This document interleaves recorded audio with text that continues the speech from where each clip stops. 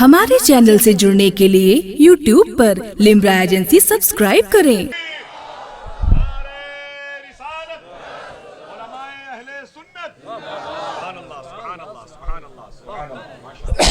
जरा मुस्कुरा के बोलिए सुभान अल्लाह।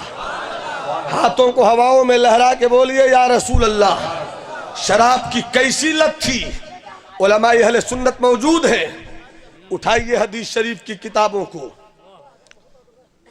उठाइए बुखारी शरीफ, उठाइए मुस्लिम शरीफ। शराब अलग तो शराब के बर्तन के नाम अलग। कैसी शराब की हुकूमत थी अरब की तहजीब में, मगर एक अरब के आदमी ने बोलबाला कर दिया। एक अरब के आदमी ने बोलबाला कर दिया। खाक के जर्रों को हम दोषे सुरैया कर दिया। खुद न थे जो राह पर, औरों के हादी बन गए। क्या नजर थी जिसने मुर्दों को मसीहा कर दिया। जिस घर में 3 डब्लू में 1 डब्लू भी आ जाए वो घर बर्बाद। शराब आ जाए घर बर्बाद। मोहल्ले में 4 शराबी हो जाए मोहल्ला बर्बाद। मगर यहां तीनों की तीनों बुराइयां हैं। दूसरी बुराई वार, लड़ाई, जंग। वही अरब की गली थी। अरब के कबीले के लोग छोटी छोटी बातों पर 30-30 साल तक लड़ते रहते। लड़ाई होती रहती, तलवारें चलती रहती, धड़ से सर अलग होता रहता, कत्लो गारतगरी का मौसम हमादम बना रहता। मगर मुस्तफा ने ऐसे माहौल में इखलाक का वो दीप जलाया, किरदार की वो रोशनी पेश किया कि कल तक जो बात बात में लड़ा करते थे, मुस्तफा ने लड़ने वालों में मोहब्बत की ऐसी रोशनी पैदा कर दिया कि कहां मक्का है, कहां मदीना है, कहां कबीले अंसार हैं, कहां कबीले मुहाजिरीन हैं। मगर ऐसी मोहब्बत मुस्तफा ने पैदा कर दिया कि मुअर्रिख हैरत में कहता है कि अगर कबीले अंसार और कबीले मुहाजिर की मोहब्बत के रिश्ते ना होते तो आज इस्लाम पूरी दुनिया में इस कदर तेजी से आगे नहीं बढ़ता। कैसी मोहब्बत थी जब मुस्तफा के जानेसारों का काफिला मुस्तफा की मोहब्बत में हिजरत करता हुआ मदीने पहुंचा। मुस्तफा ने कबीले अंसार के साथियों को बुलाया। तब तो चाहूं मोहब्बत से इधर बोलिए सुभान अल्लाह। बुलाया, या रसूल अल्लाह। आपने क्यों बुलाया? कहा सुनो, ये कबीले मुहाजिरीन के चेहरे आए हैं। दौलत वाले थे मगर दौलत छोड़कर आ गए मेरी मोहब्बत में। जमीन जायदाद वाले थे मगर सब छोड़कर आ गए मेरी मोहब्बत में। प्रॉपर्टी वाले थे मगर छोड़कर आ गए मेरी मोहब्बत में। खुददार लोग हैं ये, मगर जब आ गए मेरी मोहब्बत में तो इनकी जिंदगी की गाड़ी चलेगी कैसे? कुर्बान जाओ कबीले अंसार के जज्बे पर। कबीले अंसार के दीवानों ने कहा, या रसूल अल्लाह, मेरे पास 2 बीवियां हैं, 2 में एक जो मेरा मुहाजिर भाई पसंद कर ले मैं उसे छोड़ दूं। कब बोलोगे सुभान अल्लाह? जरा मुस्कुरा के बोलो सुभान अल्लाह। मुस्कुराना किसी के बाप की सुन्नत नहीं, हमारे रसूल पाक की सुन्नत है। जरा हाथ उठाकर बोलो सुभान अल्लाह। तो वो जो चाहूं, किसी सहाबी ने कहा, या रसूल अल्लाह, मेरे पास खजूर के 2 बागात हैं, जो मेरे भाई को पसंद आए मैं उसे छोड़ता हूं।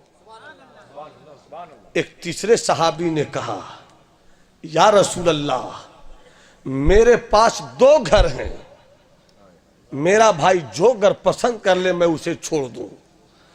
قبیلہ انصار اور قبیلہ مہاجرین کی یہی وہ محبت کی انمول کہانیاں ہیں کہ مورخ پڑھ کر یہ کہتا ہے کہ اگر یہ محبت نہیں ہوتی تو شاید آج اسلام اتنی تیزی سے یہاں تک نہیں پہنچتا. جس عرب کی گلیوں میں بات بات پہ لڑائی شامل تھی، مصطفیٰ نے کیسی محبت کا رنگ پیش کر دیا، اتحاد کا کیسا رنگ جما دیا. آج سب کچھ ہمارے پاس ہے مگر اتحاد نہیں ہے. آج ہم میں یونیٹی نہیں ہے. آج بات بات میں لڑائیوں کا طوفان بدتمیزی شروع ہوتا ہے، جبکہ مصطفیٰ جان رحمت نے یہی تو کہا تھا اپنی زندگی، ظاہری زندگی کی آخری تقریر کے موقع پر.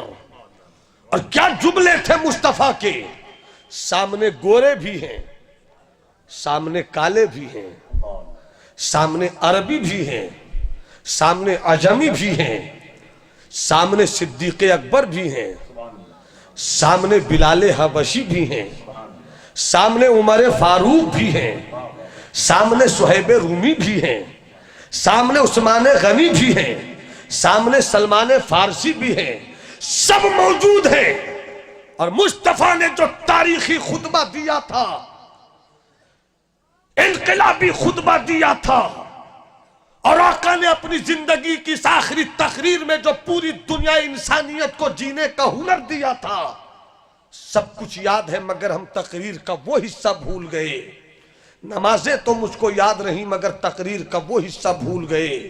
سجدے تو مجھ کو یاد رہے مگر ہم نے تقریر کا وہ حصہ فراموش کر دیا. دیگر کاروبار زندگی کے مقاصد پر میری نظر تو رہی مگر آقا کی آخری تقریر میں جو زندگی ہی زندگی کا عنصر چھپا تھا، ہم نے زندگی کے اس عنصر کو اپنی زندگی سے دور کر دیا ہے. مصطفیٰ جان رحمت نے کیا ہی دلچسپ اور انقلابی اور مستقبل کو کامیاب کرنے والا خطاب پیش کیا تھا. صحابہ کرام سامنے تھے، 1 نہیں 2 نہیں 10 نہیں 20 نہیں. مصطفیٰ جان رحمت نے 40 سال میں اعلان نبوت کیا تھا. 63 سال مصطفیٰ کی زندگی رہی. 13 سال تک مکے میں رہے، ظلم پر ظلم سہتے رہے، پتھروں کی چوٹ کھاتے رہے، خاروں پر چلتے رہے. مگر جب مصطفیٰ مکے سے مدینہ ہجرت کرتے ہیں، 10 سال تک مدینے میں رہے. مگر 10 سال میں اسلام اتنی تیزی سے پھیلا کہ جب تک مصطفیٰ مکے میں تھے، گنتی کے چند لوگ نبی کی غلامی میں آئے تھے. مگر نبی نے ایسا کردار پیش کیا کہ دیکھتے ہی دیکھتے جب آخری تقریر مصطفیٰ نے کیا تھا تو سامنے صحابہ کرام کا مجمع تھا، تو اس میں 500 کا مجمع نہیں تھا، 1000 دیوانوں کی بھیڑ نہیں تھی، 10,000 دیوانوں کا مجمع نہیں تھا. بلکہ مصطفیٰ جب آخری تقریر کر رہے تھے تو سامنے 1,24,000 کم و بیش صحابہ کرام کا مجمع مسکرا رہا تھا.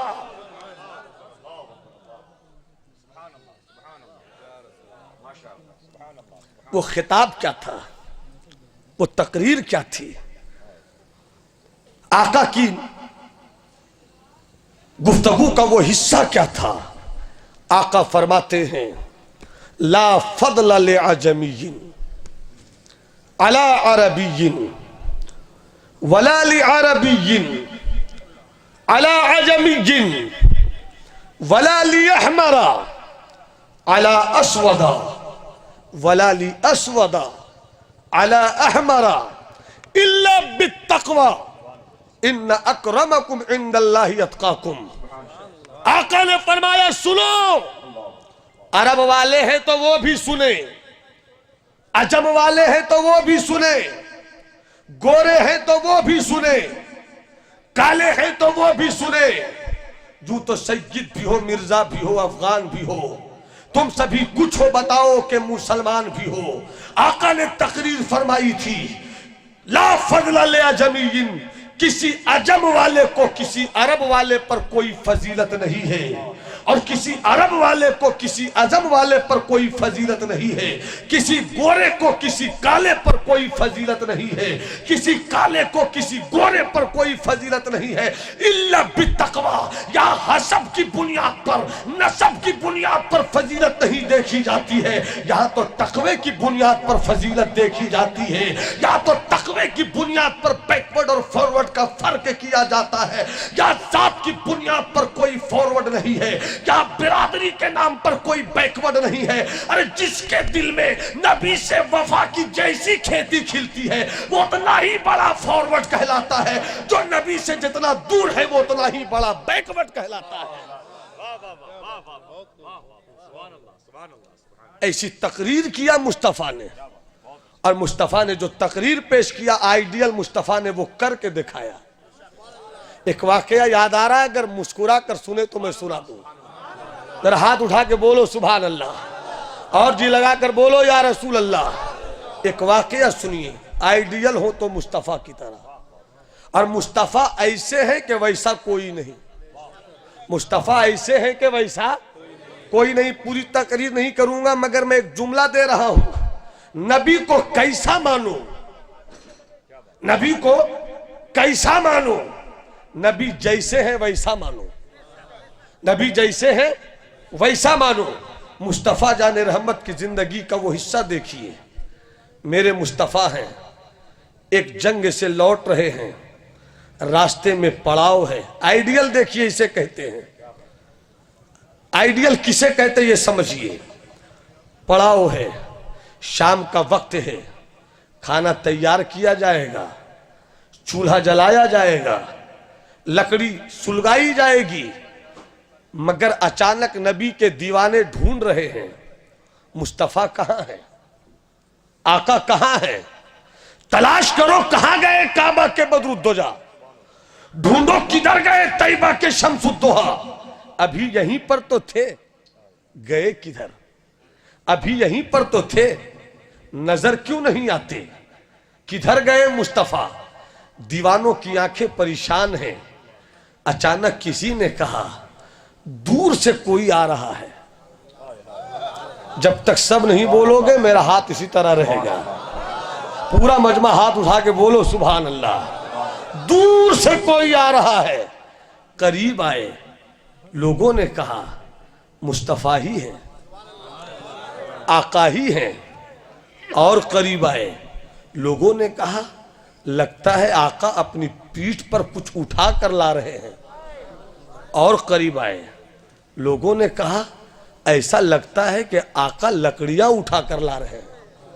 کچھ صحابہ تیز قدموں سے دوڑے، یا رسول اللہ غلام تھا، یا رسول اللہ غلام تھا، آپ نے کیوں لکڑیاں اٹھا لی، آپ حکم دیتے پورے جنگل کی لکڑیوں کو چن لیتے، آپ نے کیوں اٹھا لی آقا، غلام موجود تھے آقا۔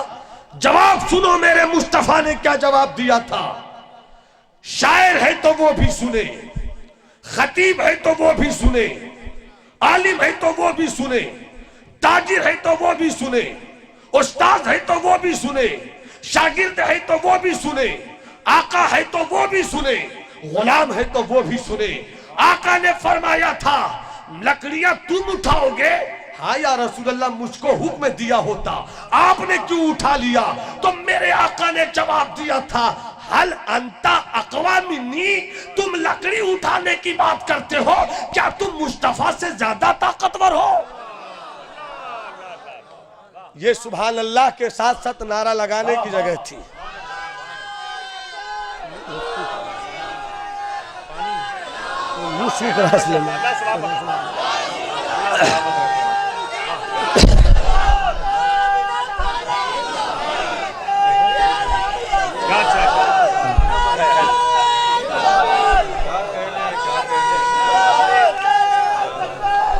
اب ایک مرتبہ میری طرف سے پورا مجمع ہاتھ اٹھا کے بولے یا رسول اللہ، یا حبیب اللہ، یا نبی اللہ۔ اب مصطفیٰ کو جن لوگوں نے آئیڈیل بنایا وہ بھی کائنات انسانیت کے لیے آئیڈیل ہو گئے۔ اور تمہیں سناتا ہوں دور خلافت عمر کی ایک دلچسپ کہانی، آئیڈیل نے کیسے کیسے آئیڈیل چہرے پوری قوم کو کامیابی کے لیے بخشے ہیں۔ مصر کی گلی ہے، حضرت عمر کا دور خلافت ہے، مصر کے گورنر کا نام ہے عمر ابن عاص۔ عمر ابن عاص کا ایک بیٹا ہے، بیٹا گھوڑ سواری میں بہت ماہر ہے، مصر کے میدان میں ہر روز آواز دیتا ہے کوئی مصر میں ایسا مرد جو مجھ سے گھوڑ سواری میں مقابلہ کرے، جو مجھ کو شکست دے؟ مگر پورا مصر جانتا تھا یہ مصر کے گورنر عمر ابن عاص کا بیٹا ہے، اور لوگ یہ بھی جانتے تھے کہ گھوڑ سواری میں بڑی مہارت اسے حاصل ہے، اسے ہرانا بہت مشکل ہے۔ ایک مرتبہ مصر کا میدان تھا، ہر طرف سے لوگوں کی بھیڑ لگی تھی، اور عمر ابن عاص کا بیٹا آواز دے رہا ہے کوئی جو مجھ سے مقابلہ کرے، دعوت مبارزت دے رہا ہے کوئی مرد میدان جو مجھ سے گھوڑ سواری میں مقابلہ کرے اور مجھے شکست دے سکے۔ اتنی بڑی بھیڑ میں کسی کو ہمت نہ پڑی، اچانک ایک گوشے سے ایک پتلا دبلا انسان نکلا، اس نے کہا ایک گورنر مصر عمر ابن عاص کے بیٹے، میں تجھ سے مقابلہ کروں گا۔ پوری بھیڑ نے ایک نظر اس پتلے دبلے انسان کو دیکھا، تھوڑی دیر کے لیے قہقہوں کا بازار بن گیا مصر کا میدان۔ لوگ آپس میں کہہ رہے تھے، ایک طرف گھوڑ سواری میں مہارت تامہ رکھنے والا گورنر مصر کا بیٹا، ایک طرف یہ اجنبی پتلا دبلا انسان، کیسے کوئی مقابلہ ہو پائے گا؟ مگر اسی بھیڑ میں عمر ابن عاص کے بیٹے نے آواز دیا، اے مصر کے لوگوں ہنسی مت اڑاؤ، ارے کوئی تو ہے جو اس میدان میں مجھ سے مقابلے کی ہمت جٹا رہا ہے۔ دو گھوڑے لائے گئے، ایک ہی نسل کے عربی نسل گھوڑے لائے گئے ہیں، ایک گھوڑا عمر ابن عاص کے بیٹے نے اپنے ہاتھ میں لیا، ایک گھوڑے کو اس اجنبی نے اپنے ہاتھ میں لیا ہے۔ تھوڑی دیر کے بعد مقابلہ شروع ہو گیا ہے، کبھی اس کا گھوڑا آگے ہوتا ہے، کبھی گورنر کے بیٹے کا گھوڑا آگے ہوتا ہے، کبھی وہ گھوڑا آگے ہوتا، کبھی وہ گھوڑا آگے ہوتا، کبھی وہ گھوڑا آگے ہوتا۔ تھوڑی ہی دیر میں مصر کے میدان کی بڑی بھیڑ نے سمجھ لیا کہ اندازہ لگانے میں غلطی ہو گئی ہے، یہ جو پتلا دبلا جنبی انسان ہے اسے بھی گھوڑ سواری میں بڑی مہارت حاصل ہے۔ مقابلہ ہوتا رہا، کبھی عمر ابن عاص کا بیٹا آگے، کبھی وہ اجنبی نوجوان آگے۔ تھوڑی ہی دیر میں لوگوں کی نگاہوں نے دیکھا کہ عمر ابن عاص کا بیٹا ہار گیا اور اجنبی گھوڑ سواری میں جیت گیا۔ ہر طرف سے آفری برتو کی آوازیں گونجنے لگی، ہر طرف سے مرحبا مرحبا کے نعرے لگنے لگے۔ پہلی مرتبہ کسی نے گورنر کے بیٹے کو شکست دیا ہے۔ واہ رے نوجوان، دیکھنے میں تو پتلا دبلا ہے مگر تیرے ہنر کا جواب نہیں، تیرے فن گھوڑ سواری کا جواب نہیں۔ جب ہر طرف سے تعریفیں اس اجنبی کو ملنے لگی، وہ جو مصر کے میدان میں کبھی شکست نہ کھایا ہو، اس عمر ابن عاص کے بیٹے کو غصہ آ گیا۔ اس نے غیظ و غضب کی تصویر بن کر اپنے ہاتھوں میں درہ لیا اور اس اجنبی کو پیٹھ پر برسانا شروع کیا، مارتا جاتا اور یہی کہتا جاتا، تم مجھے شکست دو گے، تجھ کو معلوم نہیں کہ میں قبیلہ قریش سے تعلق رکھتا ہوں، تم مجھے شکست دو گے، تجھ کو معلوم نہیں کہ میں انا ابن الاکرمین، میں بڑے شریفوں کا بیٹا ہوں، تمہیں معلوم نہیں کہ عربوں سے میرا رشتہ ہے، تمہیں ہمت کیسے پڑی کہ مجھ کو شکست دے سکے؟ پوری بھیڑ میں عمر ابن عاص مصر کے گورنر کا بیٹا مارتا رہا، وہ مار کھاتا رہا، کسی میں ہمت نہ پڑی کہ کوئی آگے بڑھ کر گورنر کے بیٹے کے ہاتھوں کو پکڑ لے اور بولے کہ تجھ کو مارنے کا حق نہیں پہنچتا ہے، تو ہار گیا ہے، وہ جیت گیا۔ کسی میں ہمت نہ تھی، مگر جب رات ڈھلی ہے وہ مار کر اپنے گھر جا چکا ہے۔ مصر کے لوگ بھی اپنے اپنے گھروں میں جا چکے ہیں، روح کا عالم ہے، شب تیجور کے سناٹے ہیں، ہر طرف سے دھندلکوں کا پہرا ہے۔ ایسے موقع پر ایک بوڑھے انسان نے بڑھ کر اس غریب اجنبی کی پیٹھ کو سہلایا. پیٹھ میں زخموں کے نشانات بھرے ہوئے تھے. درد سے یہ چیخ اٹھا, کون ہے جو رات کی تنہائی میں میری بے بسی سے پیار کر رہا ہے؟ کون ہے جو میری بے کسی کو گلے لگانا چاہتا ہے؟ اس اجنبی انسان نے کہا تھا کہ میں ایک بوڑھا ہوں, میں دیکھ رہا ہوں تمہارے ساتھ ظلم ہوا ہے, میں دیکھ رہا ہوں تمہارے ساتھ اتیاچار ہوا ہے, میں دیکھ رہا ہوں کہ تم پر گورنر مصر کے بیٹے نے ظلم کے پہاڑ توڑے ہیں, مگر حوصلہ مت ہار, ہمت سے کام لے, انصاف کے دروازے کو کھٹکھٹا, عدل کے چبوترے پر جا کر اپنی بیٹھک جما لے. اتنا سننا تھا. اس اجنبی کمزور غریب آدمی نے کہا, ارے کہاں جا کر انصاف مانگوں, کس کے دروازے پر انصاف جا کر طلب کروں, کس کے دروازے پر جا کر انصاف کے لیے اپنی آوازیں لگاؤں؟ کون ہے جو مجھ کو انصاف دے گا؟ جب گورنر کے گھر سے ظلم ہوا ہو, جب گورنر کے گھر سے اتیاچار ہوا ہو, تو کون مجھ کو انصاف دے سکے گا؟ اتنا کہنا تھا. اس بوڑھے آدمی نے کہا, ابھی نا امید نہ ہو, مصر کے گھر سے اگر ظلم کی کہانی شروع ہوئی ہے تو مدینے میں مصطفیٰ کا نائب عمر کے انصاف کی کہانی شروع ہوگی.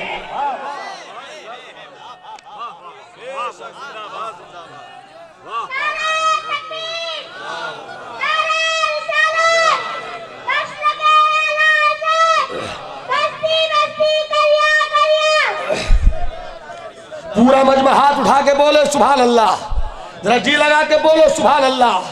آؤ تمہیں بتاتا ہوں کہ سب کا ساتھ اور سب کا وکاس کسے کہتے ہیں. یہ دنیا کے نعرے نہیں ہے. سب کا ساتھ اور سب کا وکاس مصطفیٰ اور مصطفیٰ کے غلاموں نے 1400 سال پہلے کر کے دکھلا دیا تھا. ظلم ظلم ہے, انصاف انصاف ہے. محبت سے مسکرا کے بولو سبحان اللہ. ایسے نہیں, پورا مجمع ہاتھ اٹھا کے بولو سبحان اللہ, اور پوری کیفیت میں بولو یا رسول اللہ. آنکھوں سے آنسو پوچھ, ہمت اٹھ مانگ, گھوڑے پہ سوار ہو, مصر کے دریائے نیل کو عبور کر, چلا جا مدینے, چلا جا مدینے. وہاں مصطفیٰ والا رہتا ہے, نام عمر ہے. یہ بیچارہ پہنچا ہے, ڈھونڈ رہا ہے کوئی محل ہوگا. محل دکھتا نہیں, لوگوں سے پوچھتا ہے, ارے بھائی تیرے بادشاہ کہاں رہتے ہیں؟ محل نہیں دکھتا. تو مدینے کے مصطفیٰ کے جانثاروں نے کہا تھا, میرے خلیفہ کو محلوں میں مت ڈھونڈو, اسے ڈھونڈنا ہے تو ڈھونڈو کسی غریب کو سینے سے لگا رہا ہو. میرے عمر کو ڈھونڈنا ہے تو ڈھونڈو کسی یتیم کے سر پر شفقت کا ہاتھ رکھ رہا ہوگا. میرا عمر تمہیں محلوں میں نہیں ملے گا, اسے ڈھونڈنا ہے تو مدینے کے محلوں میں ڈھونڈو, کسی بیوہ کے سر پر شفقت کے آنچل رکھ رہا ہوگا.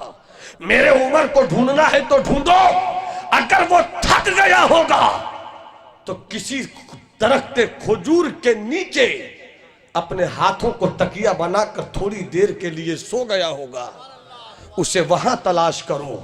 تلاش کرتے ہوئے پہنچے, دیکھا حضرت عمر سوئے ہوئے ہیں. ہمت نہیں پڑی کہ جگائیں. تھوڑی ہی دیر کے بعد آقا عمر کی آنکھ کھلی, دیکھا سامنے ایک اجنبی انسان ہے. آقا اٹھ بیٹھے. عمر فرماتے ہیں, ارے تجھے کبھی دیکھا نہیں, تو کہاں کا رہنے والا ہے, تیرا نام کیا ہے, تو کہاں کا آیا ہے؟ تیرے چہرے کا رنگ بتلا رہا ہے, تیرے جسموں کی نزاکت تیرے جسم کی نزاکت بول رہی ہے کہ تجھ پر ظلم ہوا ہے, تجھ کو ستایا گیا ہے. عمر کے رہتے ہوئے اسلام کے حدود مملکت میں کس نے تمہارے ساتھ یہ ظلم کیا ہے؟ بتا. عمر انصاف کرے گا. ابھی عمر کی تلواریں نیام کے اندر نہیں گئی ہے, ابھی مصطفیٰ کے قانون پر کسی کی بری نظر نہیں لگی ہے, ابھی عمر موجود ہے. بول, تجھے کیا ہوا ہے؟ کس نے تجھ کو ستایا ہے؟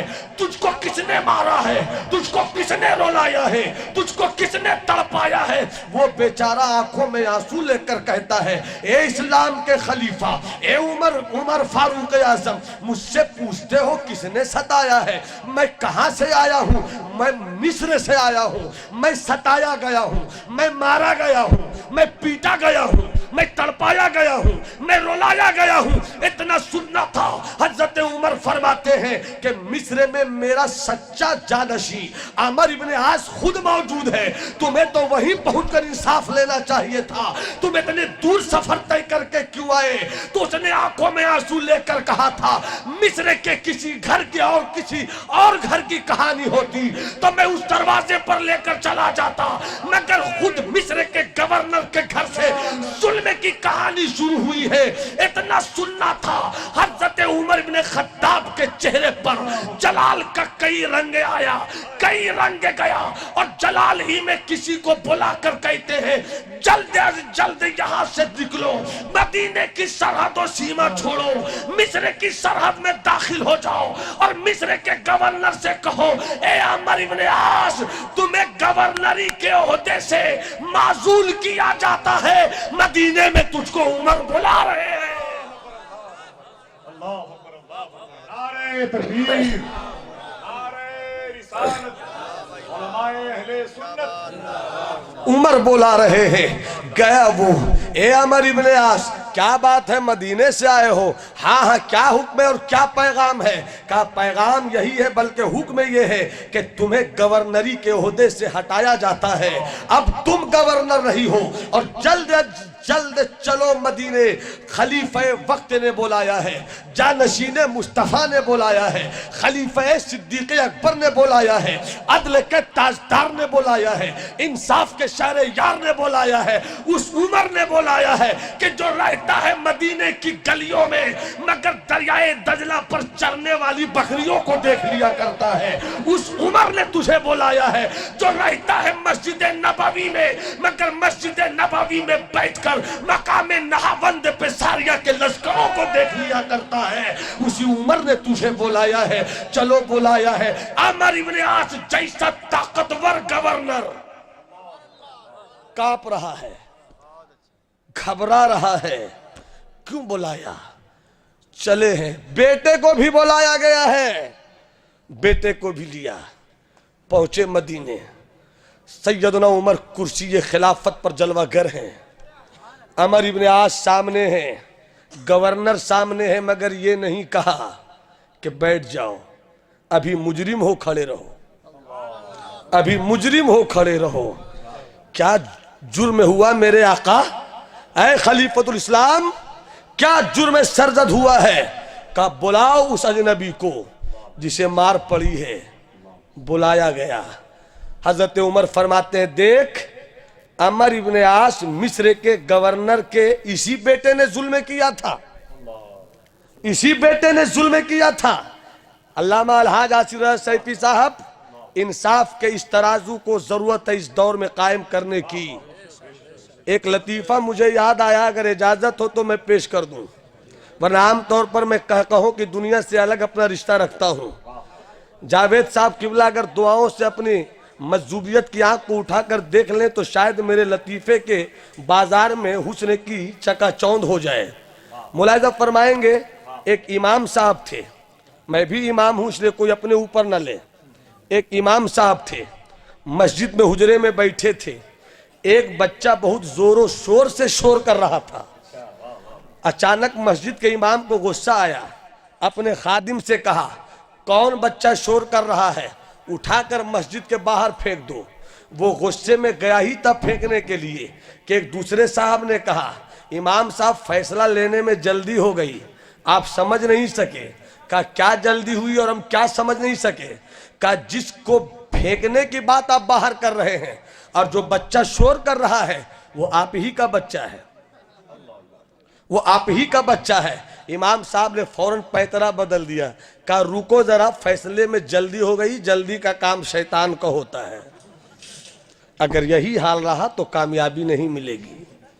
गलत को गलत कहो, सही को सही कहो, गलत को गलत कहो, सही को सही कहो, झूठ को झूठ कहो, सच को सच कहो। हजरत उमर कहते हैं, यही वो था जिसने तुझको भीड़ में पीटा था। देखा नबी ने कहा, यही था हुजूर। का कैसे मारा था? का दुर्रे से मारा था, दुर्रे से मारा था। हजरत उमर ने कहा, तू मेरा दुर्रा ले, تو میرا درہ لے، اور مار۔ درہ لیا، باپ سامنے، گورنر سامنے، اور مارنا شروع کیا۔ جی بھر کر پیٹا اس نے، تھک گیا۔ حضرت عمر فرماتے اور مار، کہا ہو گیا، اب آگے سنو، آگے سنو، آگے سنو۔ فرماتے عمر اسے پیٹ لیا۔ خاکم بدہن میں وہ جملے دہرانا پسند نہیں کرتا مگر نقل کر رہا ہوں۔ آقا عمر نے فرمایا بیٹے کو پیٹ لیا، اب اس کے باپ کو پیٹو، اب اس کے باپ کو مارو۔ وہ رونے لگا، آنکھوں میں آنسو آ گئے، اور ان کے آنسوؤں نے گویا یہ کہا تھا کہ جس مذہب میں ایسا انصاف ہوگا وہ مذہب کبھی بھی ختم نہیں ہو سکتا ہے، وہ مذہب کبھی کمزور نہیں ہو سکتا ہے۔ ایک ہو مسلم حرم کی پاسبانی کے لیے، نیل کے ساحل سے لے کر تابخا کے کاشگر۔ کہا ان کے ابا نے کچھ بھی غلط نہیں کیا تو میں ان کے ابا کو کیوں ماروں میرے آقا عمر؟ تو جواب دیا تھا حضرت عمر نے، جواب دیا تھا کہ ان کے ابا نے جو غلط کیا وہ یہ ہے کہ جو اپنے بیٹے کو نہیں سنبھال سکا وہ مصر کو کیا سنبھالے گا، جو اپنے بیٹے کو نہیں سنبھال سکا وہ مصر کو کیا سنبھالے گا۔ اور جلال میں حضرت عمر ابن خطاب نے جو جملہ دیا تھا عمر ابن عاص کو، اگر سمجھ سکتے ہو تو اس جملوں کا مفہوم سمجھتے رہنا، ابھی سے لے کر جب تک سمجھ سکو سمجھنا۔ جلال میں حضرت عمر نے غیظ و غضب کی نگاہ سے دیکھ کر حضرت عمر ابن عاص کو کہا تھا یا عمر ابن العاص متى تعبدتم بالناس وقد ولدتهم امہاتهم احرارا۔ ارے تم نے ان لوگوں کو غلام کب سے بنانا شروع کر دیا جن کی ماں نے ان کو غلام نہیں بلکہ آزاد پیدا کیا تھا۔ ہم نے یہ تاریخیں رکھی ہیں، یہ تاریخیں دیکھی ہیں، ایسے ایسے مصطفیٰ کو جس نے آئیڈیل بنایا تو ایسے ایسے آئیڈیل نکل کر سامنے آئے تھے۔ حضرات میں کہنا یہ چاہتا ہوں کہ مصطفیٰ سے بہتر آئیڈیل کوئی نہیں ہے۔ اپنے آقا کو آئیڈیل بنا لو۔ ایک وہ انگریز مفکر کہتا ہے کہ 3 چیزیں ہیں، بس میری تقریر ختم ہوگی، 3 چیزیں ہیں، W for wine، W for war، W for women۔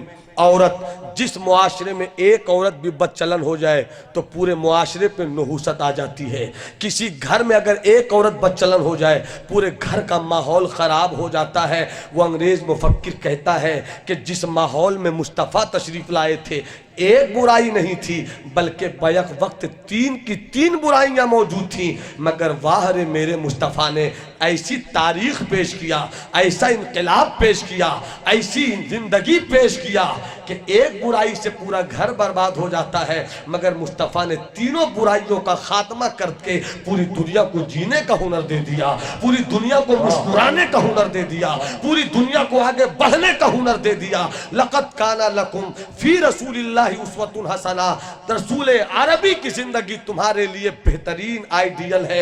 اے انسانوں، اے مسلمانوں، اپنی کامیابی ڈھونڈنا ہے تو مصطفیٰ کی زندگی میں ڈھونڈو۔ صرف کہو گے تو کام نہیں چلے گا۔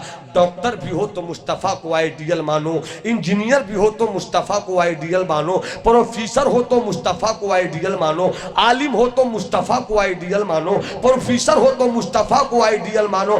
زندگی کے ہر موڑ پر اگر تم نے مصطفیٰ کو آئیڈیل ماننا شروع کر دیا تو پھر سے تاریخ کے پنوں پر علامہ اقبال کا یہ شعر کامیابیوں کا جھنڈا لہرا سکتا ہے کہ دشت تو دشت ہے، دریا بھی نہ چھوڑے ہم نے، دشت تو دشت ہے، دریا بھی نہ چھوڑے ہم نے، بحر ظلمات میں دوڑا دیے گھوڑے ہم نے۔